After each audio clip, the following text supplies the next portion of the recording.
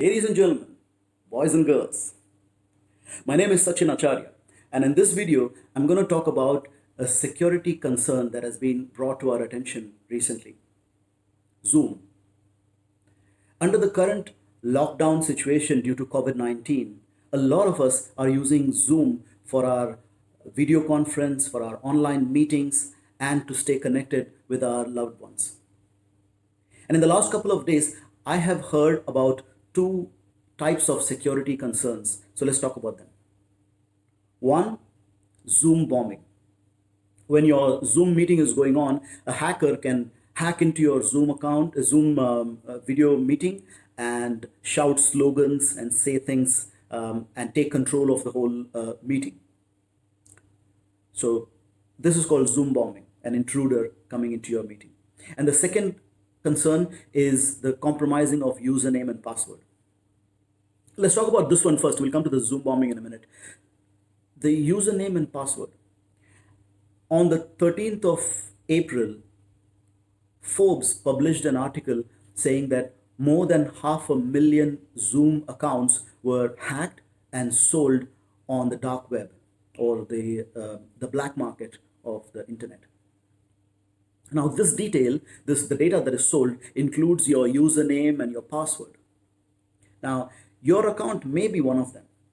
And what does that mean to us? If you're like most people, you cannot remember hundreds of username and hundreds of passwords. So every time you have to sign up on a new site, on a new service, you use the same username and the same password, right? And if you happen to use one of them, your same password on Zoom, and they have your Zoom username and password, they can try that in other sites and other places like Facebook or your email. And if you happen to use the same username and password there, your account is hacked. Not just Zoom, but a lot of other accounts is hacked, like Facebook and your email. Now, look, I'm not saying that Zoom has done something wrong. I don't know enough to say that. But going by what renowned websites like Forbes and NDTV Gadget Guru are saying, I'm not sure if it is worth taking the risk. And I'm not sure if it is worth continuing to use Zoom. So what do we do? I have uninstalled Zoom and I have gone to the other site. So look, I'm like most people. I have used for my Zoom account the same username and password that I use in many other sites. So I went to the other sites that are important ones and I changed my passwords there. Now, coming to the Zoom bombing, there are some websites out there that offer setting changes in Zoom.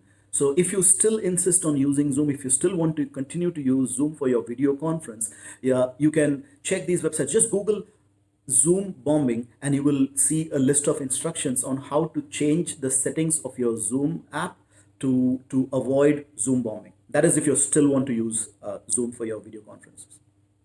Look, there are some people out there that are not blessed with a positive attitude. Necessity is the mother of invention and the father of crime, and some people turn to crime. Beware of them. Stay connected safely.